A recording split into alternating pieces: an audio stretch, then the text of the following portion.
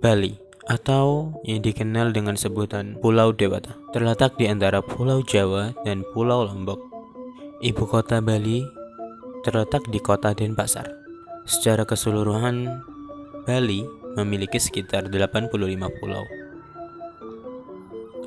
Hal ini menjadikan Bali tidak hanya memiliki pemandangan yang indah, tetapi juga kebudayaan yang unik, eksotis, dan masih terjaga. Sebagian besar penduduk Bali beragama Hindu. Hampir setiap sudut wilayah terdapat pura peribadahan, baik pura besar yang digunakan sebagai tempat upacara bersama, maupun pura kecil di setiap rumah. Bahkan Bali sendiri dikenal dengan sebutan Pulau Seribu Pura. Bali sendiri merupakan tujuan wisata para warga dunia yang seringkali lebih dikenal daripada negara kita sendiri, Indonesia.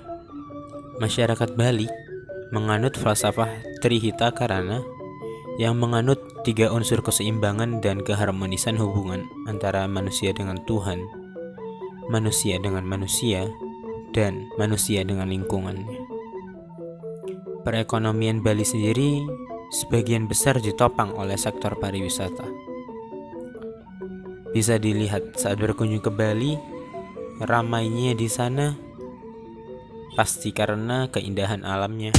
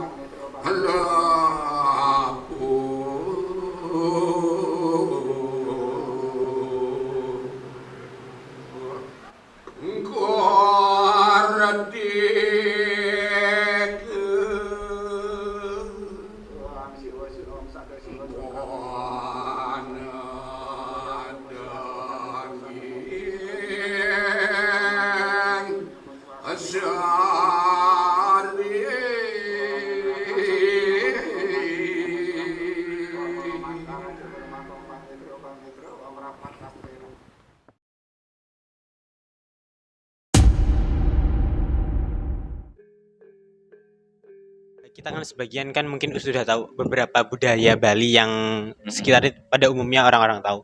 Mungkin itu ada budaya Bali yang mungkin agak tersembunyi atau apa gitu. Jadi yang mungkin belum diketahui masyarakat secara luas tetapi masih ada di Bali. Kalau soal itu, semua adat Bali tidak ada yang tersembunyi. Semua sudah dieksplor. Malah bule-bule pun sudah belajar gamelan Bali, belajar bahasa Bali. Ya, nggak ada yang tersembunyi. Semua sudah tereksplor, semua terbuka. Itulah kita memang sudah dikenal, nggak di Indonesia aja, sudah ke mancanegara. Mungkin Mas ada informasi apa soal ini? Nggak ada? Atau hanya pertanyaan seperti itu? Ini sekadar pertanyaan aja sih. Terus mungkin lebih tanya tentang upacara proses pemakaman. Saya ingin tanya lebih lanjut, ini bisa? Atau mungkin kalau soal pemakaman ya? Iya. Soal gini, di Bali itu ini kita mengacu ke adat budaya dan agama Hindu ya Mas. Iya, kita tekankan di sini karena Mas kan datangnya ke sini ya, ke pura. Dan jadi apabila ada masyarakat Hindu Bali yang meninggal, dia ada 2 tata cara penyelesaiannya di awal. Itu juga tergantung karena di daerah Bali itu kan luas. Kadang-kadang di suatu daerah juga lain tata caranya. Jadi kalau kita umat Hindu di Bali meninggal, nggak di Bali aja, di sini juga berlaku karena kita masih menerapkan adat budaya agama Hindu. menurut Bali, menurut dari Bali, karena kami adalah orang Bali kan mayoritas. Jadi kalau kita meninggal, pertama yang dilakukan sama seperti biasanya umat-umat meninggal, ya kita laksanakan pensucian, memandikan jenazah biasanya. Setelah itu kita adakan acara selanjutnya adalah pemakaman. Sekarang kebanyakan di Bali untuk pemakaman di tanah ya, pemakaman, karena kita ini menganut dua cara. Jadi nitip di geni sama nitip di pertiwi istilahnya. Yang nitip di pertiwi kan tanah, itu kita dimakamkan di tanah. Nitip di geni, nitip di api, kita bakar. Nah, yang disebut dengan acara ngaben. Nah, kebanyakan di zaman sekarang, karena kalau nitip di pertiwi itu ada acara lanjutannya, ya ada pembakarannya juga nanti. Waktu saya masih muda-muda dulu, kebanyakan yang meninggal itu kita tanam dulu jasadnya, badan kasarnya kita tanam sampai menunggu beberapa keluarga yang ditanam, ya baru setelah sekian puluh tahun, 10 tahun lah, karena ini juga menunggu proses keringnya jasad di dalam tanah. Ini kita adakan acara ngaben. Ya, jadi tulang-tulang itu diangkat, dibongkar lagi kuburannya, diangkat, lalu dikumpulkan dalam satu wadah, itu kita bakar. Itu zaman dulu sering kami laksanakan. Nah, sekarang karena sudah mengikuti perkembangan zaman, dan kita juga sudah masuk ke industrialisasi ya, waktu kita sangat terbatas. Kalau dulu, masih zaman dulu, waktu kita itu masih banyak untuk melaksanakan adat istiadat. Akhirnya sekarang kalau ada orang meninggal, untuk memotong acaranya, waktunya, kita langsung nitip di geni, nitip di api, kita bakar. Setelah dibakar dengan persembahyang doa-doa, habis itu tulangnya kita buang ke laut, dihanyutkan di laut. Atau kalau umat yang jauh dari laut, itu dilarung atau dibuang di sungai. Toh nanti dari sungai juga ke laut. Itu yang kita lakukan. Setelah itu, karena itu baru tahap kita untuk membersihkan badan kasarnya. Nanti ada tahap berikutnya, ada acara namanya mukur atau ngerorasin, tergantung daerahnya juga namanya macam-macam. Itu adalah kita meningkatkan atma yang meninggal menjadi lebih menyatu kepada Yang Maha Kuasa. Kenapa di semua tempat umum, bahkan di jalan raya, ada banyak sesajen, apa makna dari hal tersebut? Nah, kalau mengenai sesajen, sebenarnya aturan minimnya ada di kitab suci kita. Air, sehelai bunga, setangkai bunga, sehelai daun, itu aja yang kita tata dalam suatu tempat. Nah, arti sesajen dan makna dari sesajen itu, setiap acara persembahyang lain-lain maknanya, tapi secara umum sesajen itu gini. Jadi kita sebagai umat manusia semua ini kan diberikan anugerah oleh Yang Maha Kuasa. Baik seperti tadi yang saya inti, api, air, angin, ya nafasnya ya.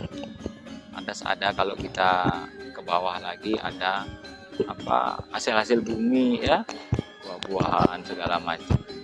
Nah, untuk kita berdoa kepada Yang Maha Kuasa, yang notabene kita kalau ngomong Tuhan kan kita tidak bisa sentuh ya.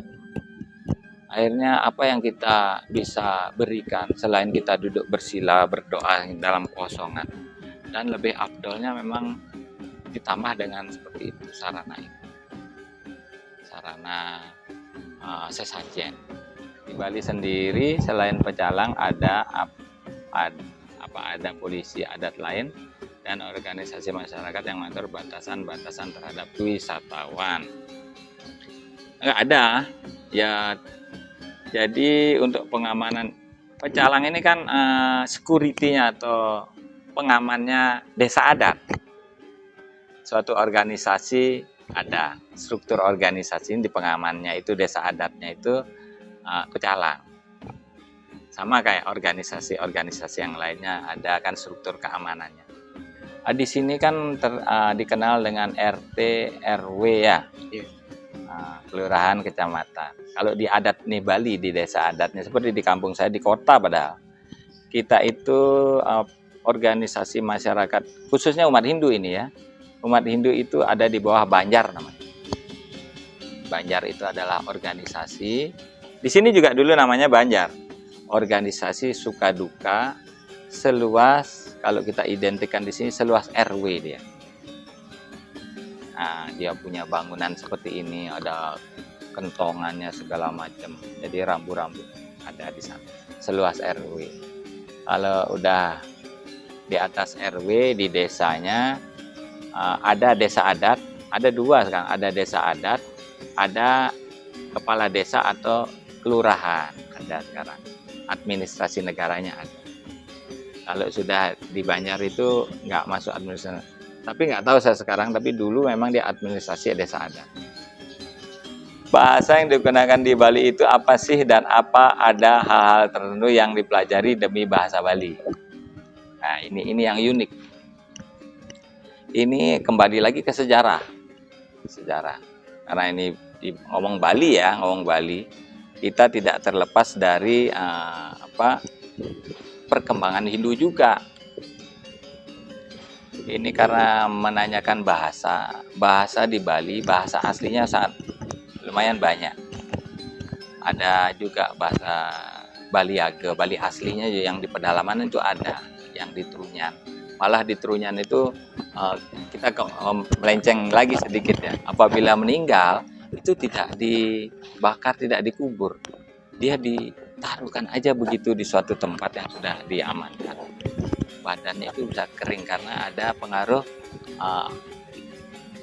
trunyan, pohon taru menyan itu yang mengeringkan, yang tidak membuat bau. Nah itu orang-orang aslinya, orang Bali pedalamannya ada. Mengenai bahasa ya, bahasa itu yang saya tahu. Bahasa Bali itu sudah bahasa Bali yang dipakai sekarang ini, dia kan ada tingkatannya, ada bahasa halus. Kalau dari bahasa-bahasa doanya itu ada bahasa Sanskerta dari India, ya. Lalu ada bahasa Jawa kuno di Bali itu dari tingkatannya ya. Bahasa Jawa kuno itu sering dipakai di doa-doanya dalam persembahyang. Doa-doa di kitab sucinya agama Hindu. Jadi Weda itu bahasa Sanskerta. Ketika dia datang, awalnya kan datang ke Jawa dulu sebelum ke Bali pengembangannya. Jawa dulu, di sana dia bercampur baur dengan bahasa Jawa kunonya.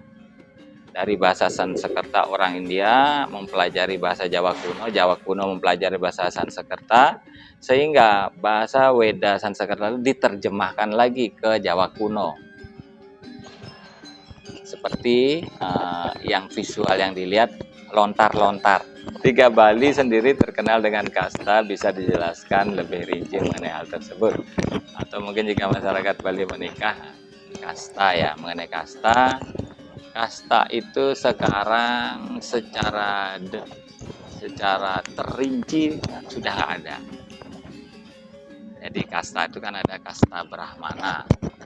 Kata Brahmana itu sekarang keturunannya itu memakai nama, kalau lakinya Ide Bagus dan lain-lain, Ide Bagus Cempene gitu ya. Yang perempuan pakai nama Ide Ayu, Sawitri atau siapa ya. Sampai sekarang Brahmana itu adalah kasta pemimpin tertinggi di agama Hindu, baik persembahyangan maupun dalam hal pengembangan umat Hindu. Itu kasta kesatria. Kesatria itu kan pejuang. Jadi sebenarnya zaman dulu itu ini kasta ini golongan-golongan itu, bukan beda tingkatan itu sebenarnya. Tapi akhirnya pengaruh ke sana karena namanya orang suci pasti kita sekarang pejuang itu seperti sekarang tentara itu kasta kesatria. Yang sekarang masih terlihat kasta kesatria, nama keturunannya memakai anak agung, anak agung gede ini ya, atau Isgusti. Terus habis itu kasta Wesya itu kasta pedagang. Lalu Sudra ini kasta yang paling rendah seperti pengemis segala macam, pekerja kasar. Nah, antara kasta Wesya sama Sudra ini sulit membedakan sekarang mana garis keturunannya. Nah, itu sampai sekarang untuk kasta itu tidak terlihat lagi dengan terinci. Jadi kita sekarang untuk jadi pendeta pun seperti saya, kalau saya mendalami spiritual agama Hindu, saya bisa menjadi pemimpin tertinggi setingkat dengan keturunan itu seperti pendeta. Tapi namanya lain, seperti saya keluarga Pase, Empu namanya, Empu ini. Nah, kalau beliaunya yang bahasa bangsawan dulu, Ide Bagus kan. Pedande itu pendeta gitu. Nah, sekarang semua di lini semua masyarakat bisa menjadi pemimpin umat tertinggi dengan melaksanakan ya aturan-aturannya, puasa, aturan segala macam untuk meningkatkan. Dan tidak sembarang orang bisa menjadikan, semua sudah terlatih, teruji. Dan di Bali pun diyakini untuk menjadi pemimpin agama itu kadang-kadang satu diperoleh dari pengalaman dan pendidikan, yang kedua ada wahyu langsung turun. Dia tanpa belajar itu di awal wahyu langsung turun, dan kadang-kadang antara yakin dan tidak yakin. Dia kalau tidak melaksanakan wahyu itu, dia akan di kehidupannya kurang nyaman, kurang selamat gitu. Ada aja kecelakaan. Atau mungkin jika masyarakat Bali menikah dengan orang luar ya. Orang Bali menikah sama orang luar, khususnya ini ketika wanita Bali. Kita internal di Bali dulu ya. Ini ya ranah masih ada rasa kastanya juga. Ketika orang yang berkasta tinggi seperti keturunan yang pemimpin agama, perempuannya itu menikah dengan yang di bawah seperti kesatria atau kepada saya, itu ada beberapa yang dia lakukan. Satu, andai kata wanita yang kastanya lebih tinggi ini berpacaran sama yang lebih rendah, ya kadang-kadang zaman sekarang ini keluarga yang lebih tinggi ini setuju dengan pacaran dan dilanjutkan oleh kepernikahannya kan gitu. Ada juga keluarga ini nggak setuju karena kamu kastanya masih mengandung, tapi nggak terinci yang masih mengandung. Nah, ada dua yang dia lakukan. Ketika nggak dua sih, tetap satu. Ketika keluarganya setuju anaknya dipinang oleh laki-laki yang kasta lebih rendah, itu dia bisa menyarankan agar anaknya dilarikan dengan diketahui oleh keluarga. Ya, kamu larikan aja, karena nggak bisa orang yang lebih rendah ini untuk meminang langsung, nggak bisa, karena ini derajatnya ini merasa direndahkan karena anaknya dipersunting olehnya. Dia membuat drama dan sandiwara, kamu larikan aja di hari ini nanti. Ada juga memang nggak disetujui, orang tuanya nggak setuju ini yang kasta tinggi ini dengan yang laki ini. Ya tetap melaksanakan, kalau dia menikah ya melaksanakan pelarian secara paksa. Anak ini dilarikan. Sama judulnya melarikan, tapi yang satu kalau disetujui membuat strategi, kalau enggak ya dipaksa. Itu kalau untuk perempuannya dari kasta bawah menjadi dipinang oleh kasta laki yang tinggi, ini ada juga tata caranya. Jadi dari nama segala macam nih, kasta yang perempuan lebih rendah dinaikkan dulu adab upacaranya, sehingga memungkinkan dia akan sederajat nanti setelah acaranya. Itu yang terjadi sekarang baru internal. sekarang dengan orang luar. Ini nggak sekedar cuma pelarian aja, tapi ada adatnya lagi. Ada pamitan, itu wajib, itu pamitan. Baik dia dari internal orang Balinya maupun nanti terjadi pernikahan dengan eksternal Bali. Baik ke eksternal agamanya ya. Ada tata cara pamitan. Kalau enggak nanti masih gantung di pura itu. Gimana? Ada yang mau ditanyakan lagi? Kalau yang wanita yang pernikahan itu apakah boleh kembali ke Balinya sendiri atau nggak boleh balik lagi gitu, Pak? Ketika Boleh, sudah. boleh, Oh, boleh. jadi cuman pakai syarat nikah aja gitu, Pak? Syarat nikah boleh. Tapi kadang-kadang gini ya, ada terjadi sih keluarga yang tidak setuju anak perempuannya menikah ke orang lain. Dia ya dikucilkan sama keluarganya sendiri. Tapi kadang-kadang di pengalaman kita setelah lahirnya seorang cucu, akhirnya ini ada rasa kerinduan kakek neneknya walaupun udah agama lain, sehingga baikan lagi. Jadi, tapi tetap untuk di puranya dia udah pamitan.